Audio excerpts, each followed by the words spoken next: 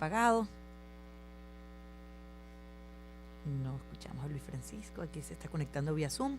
Bueno, el edadismo puede presentarse en formas institucionales, interpersonales o autodirigidas, y esto según el Informe Mundial sobre el Edadismo del año 2021 de la Organización Mundial de la Salud y la Oficina del Alto Comisionado de las Naciones Unidas para los Derechos Humanos. Es un hecho y está allí. Y no solo lo sienten los adultos mayores que están retirados. A lo mejor están retirados precisamente porque los discriminan. Hablamos de brechas mucho, Sí, ¿no? yo creo que preguntarle al experto, a ver si los jóvenes también sufren de edadismo, porque a veces tú ves a los jóvenes, pueden tener discriminación, los más jóvenes, en cuanto a lo que es vivienda. Eres muy joven, entonces no te puedo alquilar un apartamento, en temas quizás políticos, porque no tienes la credibilidad. Entonces me interesa saber si ese edadismo va también es solamente para Sí. personas mayores o también tiene que ver con los jóvenes. Bueno, fíjate que este informe institucional de la OMS dice, se refiere a las leyes, reglas, normas sociales, políticas y prácticas de las instituciones que restringen injustamente oportunidades y perjudican sistemáticamente a las personas por motivos de edad. Ahora sí lo tenemos. ¿Nos escuchas, Luis Francisco? Perfectamente. Ok. Qué bueno. Mira, debo preguntarte y primero, perdona la cotufita metiche, si sigues nadando. Sigo nadando, Qué solo bueno. que cambié de locación. Yo también cambié la ocasión. Bueno, ya, listo. He hecho Tifex, o mejor dicho, delete. Sí. Para conversar del tema. En principio, Luis Francisco, óyeme, esto, ¿cómo lo definen ustedes allí desde Convite? ¿Cómo lo puedes definir tú, esto que estamos planteando el día de hoy? Bueno, la discriminación por razones de edad se le llama edadismo, casualmente, y es la laboral es una de las formas de manifestación de la discriminación. Sí, la discriminación incluso por razones de edad no solo es en los ámbitos laborales, sino en los ámbitos educativos, en los ámbitos familiares, en la sociedad misma, pues hay una suerte de hacer a un lado pues, a las personas y que cada día pareciera preocupantemente el hecho de que como que bajan cada vez más el listón, ya incluso a partir de los 40 años, ya ni siquiera es que hablamos de los 60 años, que es como el umbral a partir del cual pues hay una convención internacional que establece que es 60 años, a partir de 60 años, digamos la edad donde comienza lo que llaman la tercera edad, pero ya incluso 40 años en muchos espacios laborales comienzan a establecer obstáculos para que las personas puedan desempeñarse. Eso pues muy lamentable tomando en cuenta pues los niveles, sobre todo yo creo que es un problema que no se termina de entender cómo el mundo entero avanza hacia un proceso importante de envejecimiento poblacional, en donde, bueno, pues con unas sociedades en donde cada vez más las tasas de fecundidad incluso están por debajo de las tasas de reemplazo. El mismo caso de Venezuela. Venezuela tiene una tasa de fecundidad que está alrededor del 2.3 de nacimientos por cada mujer en edad fértil. Entonces, allí tú te preguntas, bueno, pues, ¿cómo vamos a entender esto?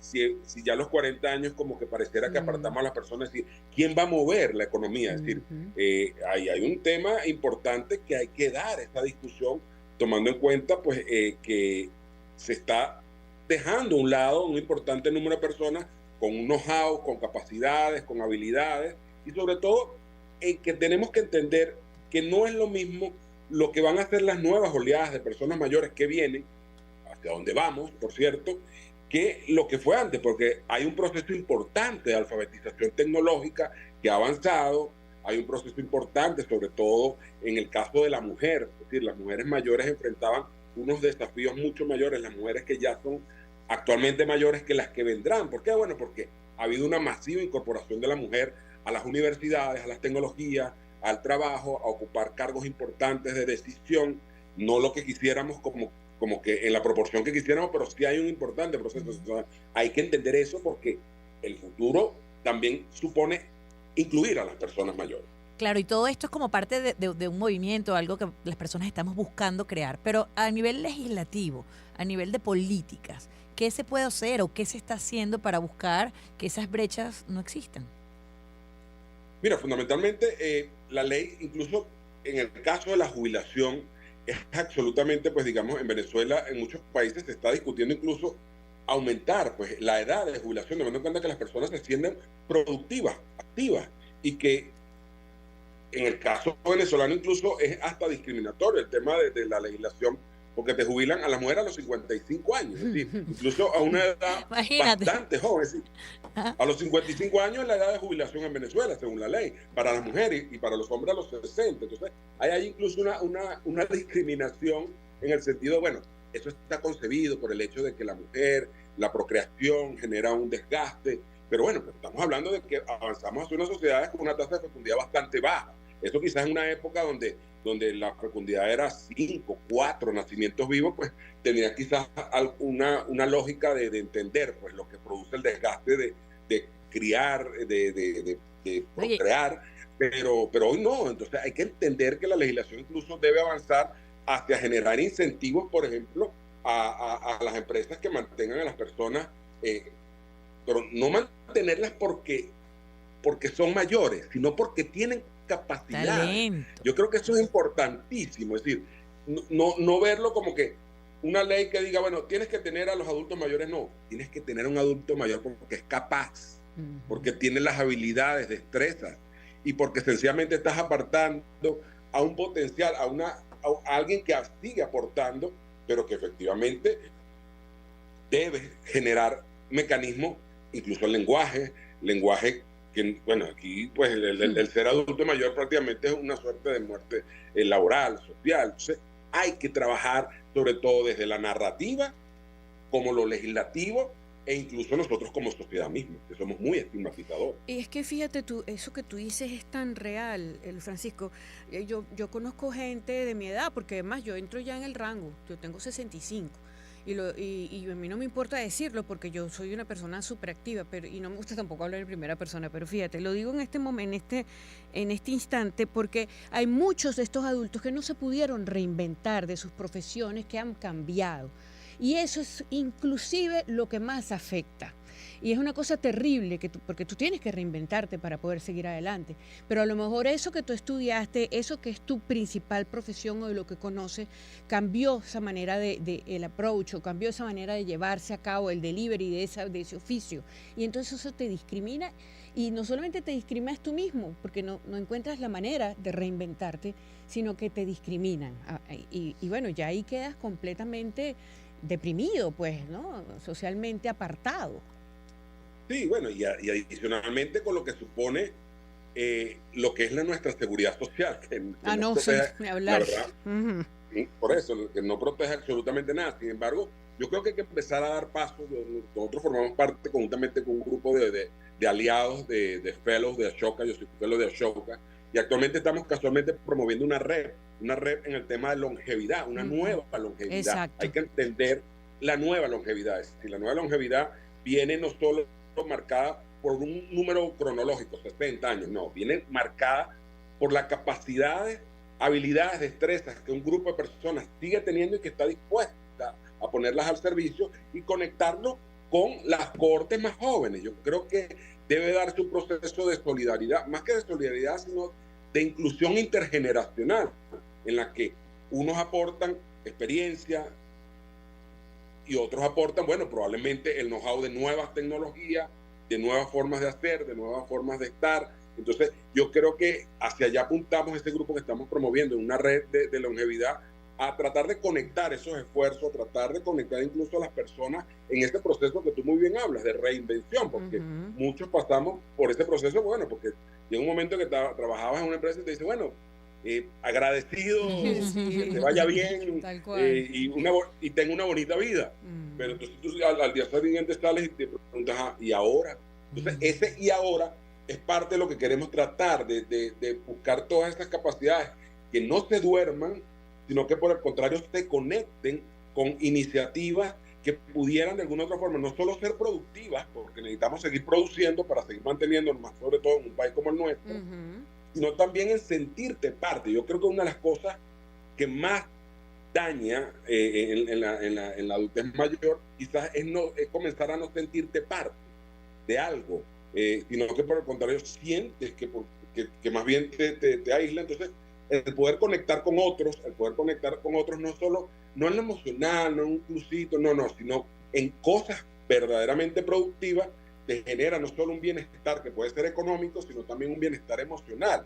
Porque yo creo que eso es vital, el mantenerse activo. durante la adultez mayor. Mira, Luis Francisco, tú comentabas antes que esa cifra, ese número me impresionó, que a los 55 años ya la mujer está en edad de retiro según la legislación venezolana.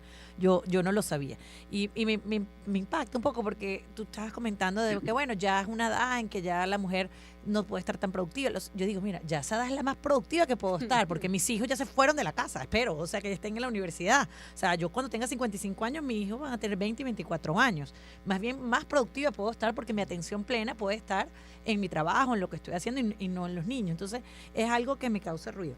Y como comentabas antes, que hay un rol, hay algún trabajo que ustedes están haciendo, también nosotros, los que nos están escuchando, los medios de comunicación, ¿cuál es el rol que tienen que ejercer a nivel de comunicación? ¿Cómo tenemos que cambiar un poco el discurso hacia lograr que estas cosas sucedan, implementar cosas donde, bueno, los 55 años o los 60 años en el caso de los hombres, que además, ¿por qué los hombres 60 y las mujeres 55? ¿Por qué no podemos ser iguales? Los hombres manejan el mundo. ¿Por qué no podemos ser iguales, además? Bueno, eso, ¿qué medidas podemos tomar los que tenemos voz o los que estamos en una de nuestras empresas para poder lograr que eso cambie?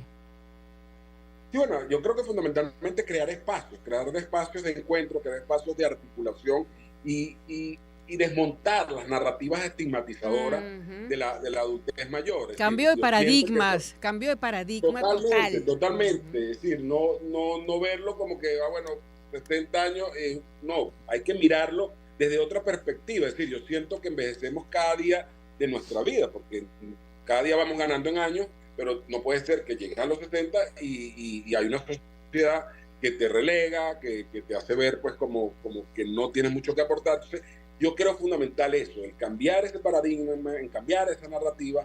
Los gobiernos tienen mucho allí que decir en promover campañas, en promover sobre todo políticas públicas a través de las cuales pues efectivamente las personas sientan que hay la posibilidad de seguir siendo parte de un conglomerado, bien sea tanto desde el punto de vista deportivo, económico, laboral. Yo creo también, es decir, muchos gobiernos generan incentivos para aquellas empresas, para aquellas economías, para aquellos locales incluso que emplean a personas adultas mayores, e insisto, no como una carga, no como pobrecito el adulto mayor, sino porque tiene una capacidad para ejercer un oficio y que aún tiene capacidad de desempeñarlo. Entonces, yo creo que por allí va la vía y entender, es decir, yo creo que no solo entender como sociedad, sino entender los gobiernos la necesidad de una nueva pirámide poblacional en la que las personas adultas mayores van a seguir formando parte de ella. Totalmente. Y el adulto mayor tiene la responsabilidad también de prepararse y mantenerse al día con la tecnología, con las innovaciones y no quedarse porque ya eso no me toca, no es mi edad. Yo creo que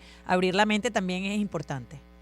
Claro, sobre todo por lo que te decía, las nuevas cohortes de personas mayores, a las que ya vamos entrando, pues probablemente somos muy distintas a las cohortes que ya son actualmente personas de 70, 80 años, porque tuvimos la capacidad, somos esta generación que está ahí a medio camino, que logramos utilizar el teléfono de disquito, pero a la vez estamos utilizando ahorita todo por smartphone. Entonces, tenemos mayores capacidades, sobre todo mayor alfabetización tecnológica, y eso nos brinda de alguna u otra forma unas habilidades, destrezas que probablemente hacen que tengamos una mayor posibilidad de inserción durante nuestra vejez. Entonces, hay que entender que estas cohortes de edad no podemos, cuando lleguemos allí, decirle, mire, usted me va para allá.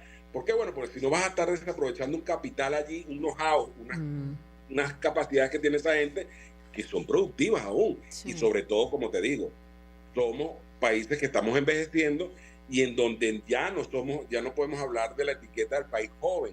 Tenemos una tasa de fecundidad que ya va incluso por casi aproximándose a estar por debajo de la tasa de reemplazo. No, y los jóvenes se han ido todos, Luis Francisco. Además. Entonces, óyeme. Hay un hueco ahí importante.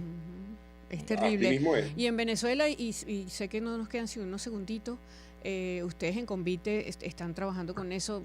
Realmente la cosa es peor. Luis Francisco. Sí, en Venezuela nuestros recientes resultados de las condiciones de vida pues hablan de una terrible situación, la soledad, y sobre todo yo creo, con esto cierro porque creo que me quedan pocos segundos, tiene que ver con que es una precariedad muy homogénea. No podemos decir, no, que es que las personas mayores, los sectores populares, no. Es una situación homogénea en donde tú puedes tener a una persona que vive en una quinta de Prado del Este, un hermano cuidando al otro de 78 y 67 años, viviendo exclusivamente de la pensión y probablemente recibiendo un claro. Remesas de los que están afuera. Entonces, digamos que es muy homogénea socialmente la situación de precariedad en la que actualmente viven las personas mayores. Interesante tema. Absolutamente, Luis Francisco, un abrazo, de verdad, chévere esta conversa. Chévere, que estén muy bien, claro gusto que verla. sí, igualmente. Luis Francisco Cabeza es especialista en estos temas de discriminación al adulto mayor, a los adultos, y también es director de la Asociación Civil Convite. Hacemos publicidad, les hablamos de Decodivo. Sonidos que te envolverán en un mundo de emociones.